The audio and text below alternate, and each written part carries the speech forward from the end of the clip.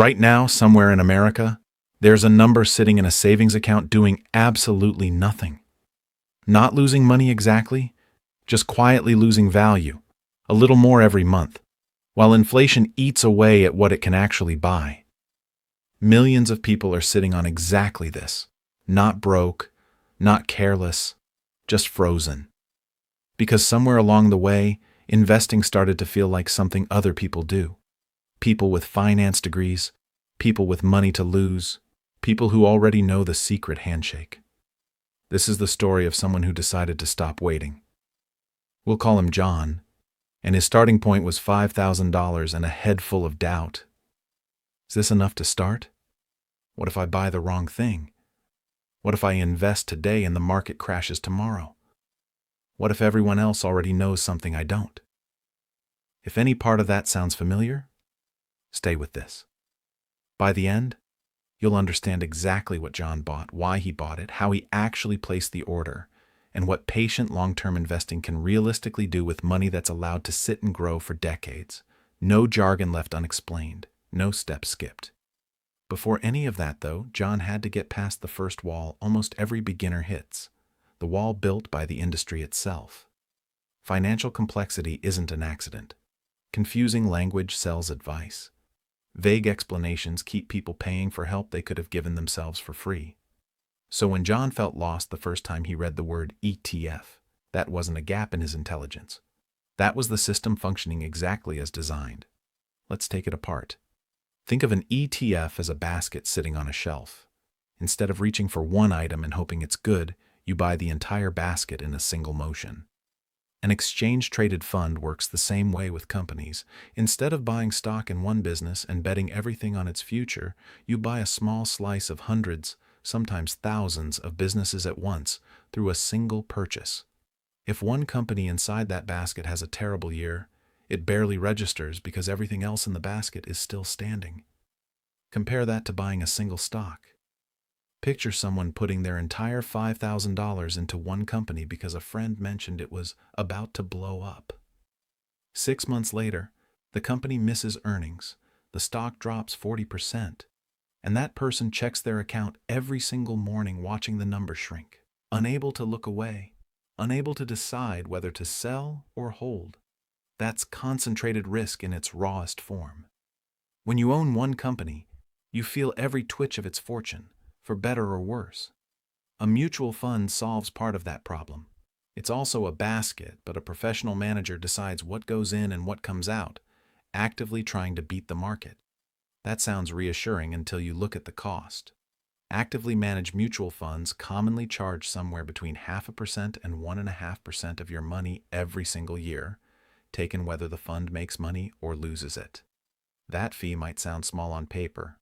Over 30 years, compounding against you instead of for you, it can quietly consume a significant share of your total return. Money you never see, working against the very goal you started with. An ETF takes the basket structure of a mutual fund and removes the manager entirely. There's no person making calls with your money. It simply tracks an index, a defined, rules-based list of companies, and whatever that index does, the fund does. Automatically. No guesswork. No one's opinion deciding your outcome. And because there's no manager to pay, the cost reflects that, often a fraction of what an actively managed fund charges. That cost has a name, the expense ratio, and it's the first number John learned to check before buying anything. It's the percentage quietly taken from his investment every year, win or lose. It's filter number 1. Filter number 2 is harder to skip past because it's where lazy investing actually begins. What does the fund actually own? Two funds can both call themselves index funds and hold completely different things. One might track 500 large companies across every sector of the economy.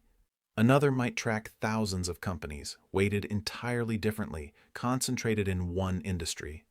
The name printed on the fund tells you nothing. The index underneath it tells you everything. John learned to ask one question before buying anything. What is actually inside this basket? Because if you don't know what you own, you won't understand why it's moving when it drops. And that's exactly the moment people make their most expensive decisions, selling out of panic instead of holding out of understanding. Filter number 3 is track record. And it has to be handled carefully because past performance is never a promise of future results. No legitimate disclosure will ever tell you otherwise. But consistency through real stress, through the dot-com collapse, the 2008 financial crisis, the 2020 pandemic crash, tells you something meaningful about resilience. It tells you the underlying companies and the structure of the index itself have been tested by the worst conditions markets can produce and recovered. John wasn't hunting for whatever performed best last year. He was looking for what had proven, repeatedly, that it could survive the years that hurt. 3 filters: low cost, know exactly what's inside, proven across real market cycles. Every fund in John's starter portfolio had to pass all 3 before earning a place in it. The foundation of that portfolio is a fund tracking the S&P 500. Roughly 500 of the largest publicly traded companies in the United States, weighted by size, so the largest businesses move it the most. This single fund gives John ownership across nearly every major sector of the American economy in one purchase. It's historically been one of the lowest cost, most resilient core holdings available to everyday investors, and its job here is simple: stability. It's the floor everything else gets built on top of. The second piece tracks the NASDAQ 100, the 100 largest non-financial companies on that exchange, heavily concentrated in technology. And this is where risk needs honest explanation, not a passing mention. Concentration risk means that when one sector drives most of a fund's performance, that fund rises faster when that sector thrives and falls harder when it doesn't. Technology has historically delivered some of the strongest long-term growth of any sector, but also some of the sharpest drawdowns, sometimes losing a third or more of its value in a single bad stretch. That's not a flaw. That's the trade John is knowingly accepting in exchange for higher long-term growth potential. Understanding that trade before it happens is the difference between someone who holds through a rough year and someone who panic sells at the bottom, locking in a loss that would have recovered if they'd simply waited. The third piece reaches outside the United States entirely. A fund covering thousands of companies across developed and emerging markets: Europe, Asia, Latin America, and beyond. International markets don't always move in sync with American ones. When U.S. stocks struggle, and at some point in any multi-decade timeline they will, international holdings can sometimes hold steadier or move in a different direction altogether. This piece isn't where John expects his biggest gains. Its job is balance, making sure his entire financial future isn't quietly dependent on the United States having a good few decades in a row. A reasonable way to split $5,000 across the 3, roughly half into the broad U.S. fund, since that's where the portfolio's stability comes from. A meaningful share into the growth-oriented fund, enough to genuinely lift long-term returns without making the entire portfolio swing wildly every time technology has a rough quarter, and the remainder into the international fund, treated as a real position rather than an afterthought, adding geographic balance without diluting the growth the other 2 pieces are building. I'm John, and if this is the first time investing has actually started making sense to you, I'd really appreciate your support. Subscribe to John Explains Money for more in-depth finance documentaries, beginner investing breakdowns, and practical wealth-building lessons built to help you make smarter decisions with your money. And if you know someone who's been putting off investing because it feels overwhelming, send them this. It might be exactly what gets them started. Now, let's get into how this actually gets done. Choosing the funds was the easy part. Most people quit right here, at the part nobody explains clearly, actually buying the thing. So let's remove every excuse. Step 1 is opening a brokerage account, which functions like a bank account built specifically to hold investments instead of cash. For a beginner, an established, well-known brokerage is the right starting point. Free to open, no minimum balance required, and the entire process typically takes about 10 minutes online. Identifying information, a linked bank account, done. Step 2 is funding the account. John transfers his $5,000 from his bank, and most transfers clear within a few business days. Before buying a single share, there's one setting worth changing immediately: automatic dividend reinvestment, usually a single toggle in account preferences. Once it's on, every dividend the funds pay out automatically buys more shares instead of sitting idle as uninvested cash. It's a small switch that quietly compounds, untouched for decades. Step 3 is the purchase itself. Searching each fund's ticker symbol, entering the dollar amount based on the planned allocation, and confirming the order. The entire process takes minutes. And for anyone without thousands sitting ready to invest, most major brokerages now support fractional shares, meaning the real minimum to start isn't a fixed share price. It's simply whatever amount someone actually has available today. Here's the part almost nobody talks about because it isn't glamorous, but it's the single biggest factor in whether any of this works. Once the account is funded and the shares are purchased, the hardest job begins, and it has nothing to do with picking better funds. It's resisting the urge to do anything at all. Picture two versions of the same beginner. One checks the account every morning, reacts to every headline, and the moment the market drops 10%, sells everything to wait it out, promising to get back in once things calm down.